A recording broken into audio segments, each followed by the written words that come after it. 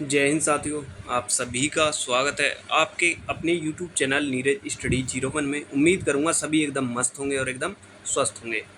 आप सभी की ये यूपी पुलिस री एग्ज़ाम की जो है क्लास चलाई जा रही है। इस क्लास में आपको हिंदी मिलती है, रीजनिंग मिलती है, यूपी जीके मिलती है देखने को। इस प्रैक्टिस सेट में हम जो है आपके लिए अलग अलग क्वेश्चन लेकर आते हैं। वो क्वेश्चन जो प्रीवियस ईयर क्वेश्चन है या वो क्वेश्चन जिनके पूछे जाने की बहुत ज़्यादा संभावना है। मैं आपसे हमेशा बोलता हूँ, आप ये 15 से 20 मिनट की मेरी क्लास आप डेली ज़रूर लगाइए। ये नहीं है कि ये आपका सिलेक्शन करा रही है, मैं आपको ये वादा नहीं करता कि ये क्लास ही आपका सिलेक्शन कराएगी, लेकिन मैं आपसे इतना वादा करता हूँ इस क्लास में जो क्वेश्चन पढ़ा रहा हूँ वो क्वेश्चन आपको किसी ना किसी शिफ्ट में ज़रूर देखने को मिलेंगे। आप जिस भी चैनल से तैयारी कर रहे हो, जिस भी बुक से तैयारी कर रहे हो, अपनी तैयारी वहाँ से बरकरार बनाए रखें। बस ये क्लास मेरी जो डेली क्लास है ये क्लास आप ज़रूर लेते रहें। यदि आप डिटेल में सारी चीज़ें पढ़ना चाहते हैं तो हिंदी, रीजनिंग और मैंने यूपी जीके इन सब की मैंने प्लेलिस्ट बना रखी है। आप एक बार प्लेलिस्ट को ज़रूर चेक करें। उस प्लेलिस्ट में जाकर आप जैसे ही क्लास देखेंगे आपको अंदाज़ा हो जाएगा कि कितने मोस्ट इंपोर्टेंट मैंने क्वेश्चन आपको वहाँ कराए हैं। जैसे आप देख सकते हैं हिंदी के चैप्टर होते हैं जिनमें बहुत ज़्यादा दिक्कत होती है। जैसे चिन्ह होते हैं कि कौन सा चिन्ह किसका है, संधि हुए, समास हुए, छंद हुए, और भी बहुत सारे चैप्टर हैं। वो सारे चैप्टर मैंने कराए हैं। एक चैप्टर और जो आपको मतलब कहीं पर नहीं कराया जाता, वो चैप्टर भी मैंने आपका जो है कराया है हिंदी में। वो चैप्टर जिसके क्वेश्चन पूछे जाते हैं परिपत्र वाले, वो चैप्टर भी मैंने कराया है। आप वो 25 क्लास एक बार जरूर देखेंगे। बिना देरी की क्लास को स्टार्ट करेंगे। आप देख सकते हैं यूपी पुलिस कांस्टेबल 2024 की जो परीक्षा है आपकी जून के लास्ट में या जुलाई के स्टार्टिंग में होनी है।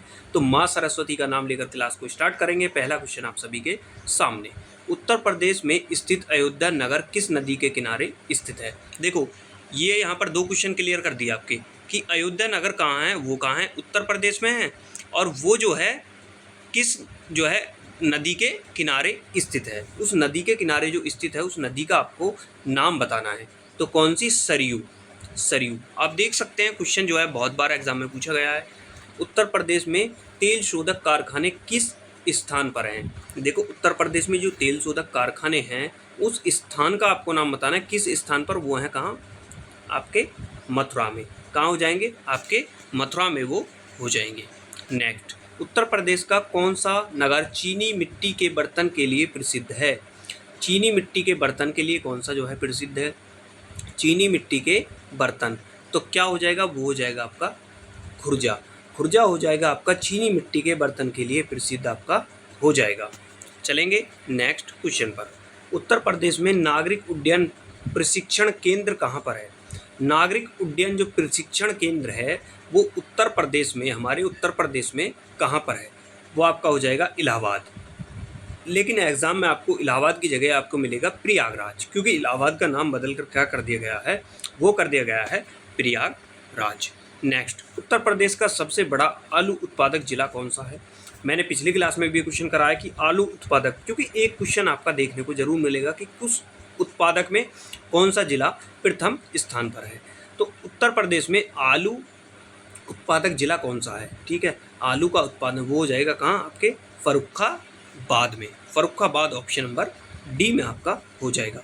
प्रदेश का कौन सा नगर चूड़ी उद्योग के लिए प्रसिद्ध है। चूड़ी उद्योग के लिए प्रसिद्ध जो नगर हो जाएगा, मोस्ट इंपोर्टेंट क्वेश्चन अधिकतर पूछा जाता है, सबसे ज़्यादा यही पूछा जाता है, चूड़ी उद्योग या ताला नगरी। चलेंगे चूड़ी उद्योग। चूड़ी उद्योग आपका हो जाएगा फिरोजाबाद में। फिरोजाबाद आपका ऑप्शन नंबर ए में है।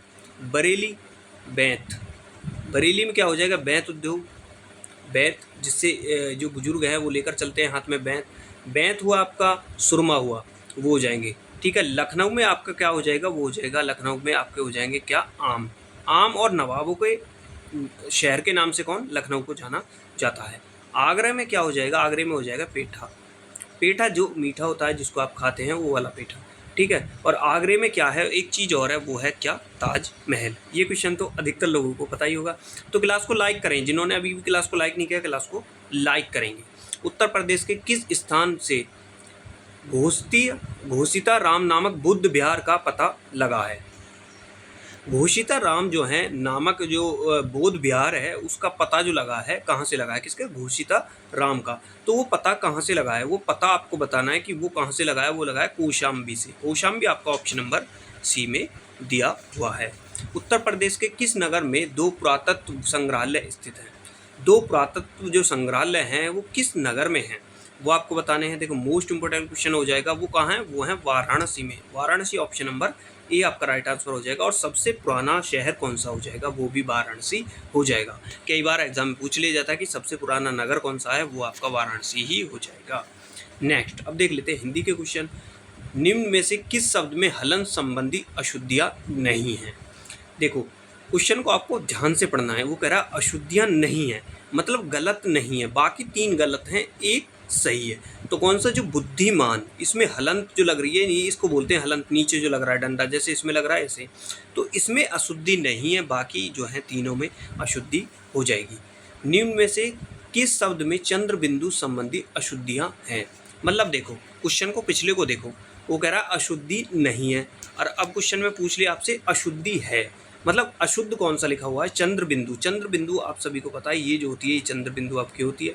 तो बच्चे इसका राइट आंसर जो है बिना देखे भी कर सकते हैं, बिना मतलब सोचे बिना, क्या, पहुँच। बाकी सब में चंद्र बिंदु है, लेकिन इसमें नहीं है। पहुँच में भी चंद्र बिंदु इस तरीके का होना चाहिए था। चलेंगे नेक्स्ट। इनमें से योजक चिन्ह कौन सा है, आपको बताना है योजक। योजक चिन्ह कौन सा हो जाएगा, योजक चिन्ह कौन सा हो जाएगा, आप सभी को पता है आपका जो द्वंद्व समास होता है उसमें आपका कौन सा योजक जो चिन्ह है वो लगाया जाता है। तो योजक चिन्ह कौन सा आपका, ऑप्शन नंबर सी में ये आपका योजक चिन्ह हो जाएगा। ये आपका हो जाएगा पूर्ण विराम, ठीक है, पूर्ण विराम। और ये कौन सा चिन्ह हो जाएगा, ये मुझे कमेंट करके बताएंगे, ये आपके लिए होमवर्क होगा, क्योंकि मैं आपको अच्छे से बता चुका हूँ कि विराम चिन्ह जो होते हैं 20 होते हैं। वही क्वेश्चन रिपीट होगा, कितने होते हैं, 20 होते हैं, ठीक है, 20 होते हैं। उनमें से जो चिन्ह मैंने पूछा है वो आपको बताना है कि वो चिन्ह कौन सा है। इनमें से कौन सी कारक, कौन सा शब्द कर्म कारक का है। देखो ये 4 ऑप्शन आपको दिए हैं, इनमें कर्म कारक आपको बताना है कि कर्म जो कारक है वो कौन सा है। कर्म कारक, मैंने हरि को बुलाया, बिल्कुल सही हो जाएगा। मैंने क्या करा, हरि को बुलाया। लड़का पेड़ से गिरा, नहीं होगा, संप्रदान। हरि मोहन को रुपए देता है, ये भी नहीं होगा। पेड़ से फल गिरा, ये भी नहीं होगा। लेकिन मैंने हरि को बुलाया, मैंने क्या, हरि को बुलाया, ये हो जाएगा एक कर्म कारक आपका हो जाएगा। नेक्स्ट, इनमें से कौन सा शब्द समूहवाचक संज्ञा है। 4 ऑप्शन आपको दे रखे हैं, इनमें से आपको बताना है समूहवाचक संज्ञा। समूहवाचक संज्ञा जिसमें बहुत सारे लोग होते हैं, एक जुड़ी होती हैं चीज़ें, जिसमें ज़्यादा लोग जुड़े होते हैं, वो होते हैं समूह। समूह कौन सा हो जाएगा, तो कौन सा हो जाएगा, वो हो जाएगी सभा। सभा में क्या होता है, बहुत सारे लोग होते हैं, तो ये समूहवाचक आपका हो जाएगा। कौन सा, समूहवाचक आपका हो जाएगा। सोना कौन सा आपका, द्रव्यवाचक हो जाएगा। सोना, सोना चांदी तेल ये होते हैं द्रव्यवाचक के अंतर्गत, ठीक है, किसके, द्रव्यवाचक। और मिठास, मिठास आपका हो जाएगा भाववाचक के अंदर, ठीक है। और एक चीज़ और, एक बच्चे ने कमेंट किया था, वैसे मैंने उसका रिप्लाई कर भी दिया है इंस्टाग्राम पर, इसलिए मैं आपसे बोलता हूँ कि इंस्टाग्राम फेसबुक का लिंक मैंने डिस्क्रिप्शन में डाल रखा है, कोई भी आपका डाउट हो तो पूछ रहा था कि भाई कितने घंटे पढ़ना चाहिए, ठीक है। मैं आपको बताता हूँ, देखो यदि आप फ्री हैं, मतलब कोई जॉब नहीं करते, तो आप फ्री हैं, तो मैं बता रहा हूँ आपको, आप 6 घंटे पढ़ लें बिल्कुल ध्यान से, सिलेक्शन आपका पक्का है। वो 6 घंटे कैसे पढ़ने हैं, 2 घंटे आपको देने हैं किसको, रीजनिंग को देने हैं, ठीक है, 2 घंटे रीजनिंग को, 1 घंटे आपको हिंदी को देना, 1 घंटे आपको किसको, हिंदी को देना। देखो ये हो गया आपका रीजनिंग, R4 रीजनिंग, 1 घंटे हिंदी का हो गया, 1 घंटा आपका हिंदी का हो गया, क्या हो गए, 3 घंटे, ठीक है। आधा घंटा जो बचा आपका, ये 1/2, आधा घंटा आपका हो जाएगा यूपी जीके का, किसका, आपका यूपी जीके का हो जाएगा, यूपी जीके का। अब आपको 1.5 घंटा जो देना है वो जीके में देना है, ठीक है। 1.5 घंटा आपका, 1.5 घंटा किसका हो जाएगा, वो हो जाएगा यूपी जीके का, वो हो जाएगा जीके का, ठीक है। 2 घंटे रीजनिंग के, 1 घंटा हिंदी का, आधा घंटा आपको यूपी जीके, 1.5 घंटा आपको देना है जीके का। तो टोटल घंटे हो गए आपके यहाँ से हो गए आपके 2 घंटे, 2 4 1 5 घंटे हो गए। बचा 1 घंटा, वो 1 घंटा आपको देना है आपको मैथ में।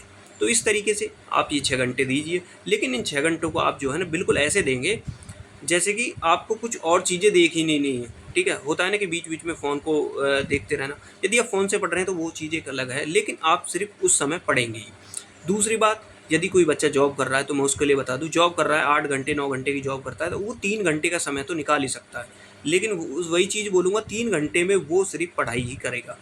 3 घंटे में कैसे, देखो 1 घंटे आपकी रीजनिंग के लिए, 1 घंटा आपका किसका, रीजनिंग का हो गया, 1 घंटा आपका रीजनिंग का होगा, ठीक है। आधा घंटा आपका हो गया हिंदी का, आधा घंटा मतलब 30 मिनट, 30 मिनट आपके हो गए किसके, हिंदी के। और आपके 30 मिनट हो गए किसके, आपके किसके, 30 मिनट हो गए आपके यूपी जीके के, ठीक है। 2 घंटे हो गए, आधा घंटा हो गया आपका उसका जीके का, और आधा घंटा जो बचा वो घंटा हो गया आपका किसका, मैथ का। तो किसका हो गया, मैथ का हो गया वो आधा घंटा। ठीक है, तो कैसे, आपको यूपी जीके मैथ और हिंदी इन सबको आधे आधे घंटा देना है और 1 घंटा आपको रीजनिंग को देना है। तो इस तरीके से भी आप कर सकते हैं जो बच्चे जो है जॉब करते हैं। तो लेकिन उनको ये प्रॉपर ना टाइम बिल्कुल यहीं पर देना होगा, बिल्कुल जैसे कि बोलते हैं ना कि सब कुछ त्याग कर, वो वाला टाइम आपको देना होगा। वरना आप यदि आप कुछ नहीं करते हैं, फ्री रहते हैं, तो आप सिर्फ 6 घंटे पढ़ लीजिए। ये नहीं कि मैं आप भाई 10 घंटे 12 घंटे पढ़ रहा हूँ, नहीं। आप 6 घंटे जिस तरीके से मैंने बताया उस तरीके से आप पढ़ लीजिए। 6 में आप 5 भी पढ़ लीजिए, लेकिन पढ़ना उसी टाइम सिर्फ ये है कि मुझे सिर्फ पढ़ना और पढ़ना ही है। ठीक है, तो बोलते हैं कि डोंट डिस्टर्ब, वो वाला होना चाहिए आपको। चलेंगे नेक्स्ट क्वेश्चन पर। देखो, अमन नमन से तेज दौड़ता है किंतु दीवान मोनू से तेज दौड़ता है, किंतु विजय जितना तेज नहीं है। सबसे तेज कौन दौड़ता है? देखो समझो, अमन नमन से तेज दौड़ता है। अमन अमन क्या है, नमन से तेज दौड़ता है, किंतु दीवान मोनू से तेज दौड़ता है, किंतु विजय जितना तेज नहीं दौड़ता। अब समझो, देखो यहाँ अब क्या है, अब यहाँ पर समझनी है आपको चीज़ें।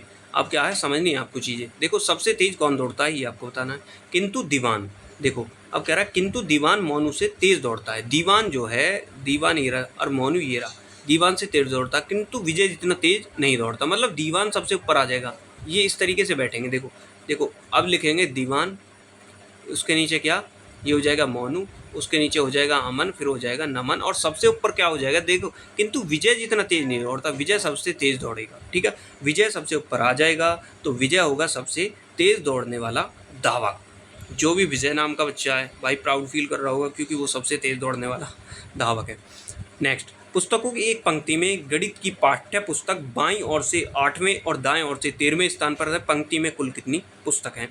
मैं अपने प्रैक्टिस सेट में एक क्वेश्चन ये जरूर लेकर आता हूँ। आपने जिस भी शिफ्ट में एग्जाम दिया होगा उस शिफ्ट में आपका ये एक क्वेश्चन जरूर देखने को मिला होगा। जिन्होंने बच्चों ने 17 का तो मेरे को पता है, जिन बच्चों ने 17 में एग्जाम दिया है उसमें आई थिंक फर्स्ट शिफ्ट में, हाँ फर्स्ट शिफ्ट में जिस बच्चे ने एग्जाम दिया है उसमें एक क्वेश्चन ये देखने को मिलता है और बार बार देखने को मिलता है। बहुत ही आसान होता है। एक तरफ से आपको 8वां स्थान दे रखा है, दूसरी तरफ से आपको 13वां स्थान दे रखा है। 8 13 कितने हो गए, ये हो गए 21, -1 करेंगे तो ये हो जाएगा 20। 20 आपके ऑप्शन नंबर सी में है। 20 आपका ऑप्शन नंबर सी में है। -1 हमने इसलिए किया क्योंकि इसका स्थान दोनों तरफ से दे दिए। देखो, बाएं से 8वां, दाएं से 13वां, दोनों तरफ से देंगे स्थान तो -1 कर देंगे। टोटल बच्चे निकल आएंगे 20। यदि टोटल बच्चे दे रखे हैं, एक तरफ से स्थान है, तो उसमें क्या करेंगे, टोटल बच्चों में से जो एक तरफ से स्थान है उसको माइनस कर देंगे और +1 कर देंगे। ये होता है इसका आसान सा तरीका। नेक्स्ट, दिए गए विकल्पों में से 3 जोड़े समान रूप से संबंधित हैं और एक जोड़ा अलग तरह से संबंधित है। उस जोड़े का ज्ञात करें जो अलग रूप से संबंधित है। देखो, अलग रूप से संबंधित, ये क्वेश्चन मैंने पहले कराया है, पूछा जाता है क्वेश्चन। देखो, हिम सफ़ेद, हिम सफ़ेद। देखो, हिम क्या होती है, बर्फ़। बर्फ़ का रंग कैसा होता है, सफ़ेद। नींबू का रंग कैसा होता है, पीला। पत्ती का रंग कैसा होता है, हरा। चीनी का रंग कैसा होता है, चीनी का रंग क्या होता है, सफ़ेद होता है। यहाँ दे रखा है मीठा। इन्होंने चीनी का गुण बता दिया है, तो ये आपका ऑप्शन नंबर डी अलग हो जाएगा। और सब में आपको रंग बताया है, लास्ट में आपको क्या बताया है, वो बताया गुण। उसका गुण नहीं बताना था, वही अलग है। इसमें भी क्या है, एक जो है 3 निश्चित रूप से अलग हैं, एक जो है मतलब 3 जो हैं वो समान है, एक अलग है। उस अलग का आपको चयन करना, उस विकल्प का चयन करें जो बाकियों से अलग है। ठीक है, देखो, TUV +2, WX +2। ठीक है, इन्होंने करा +2 अब चलेंगे सेकंड ऑप्शन में।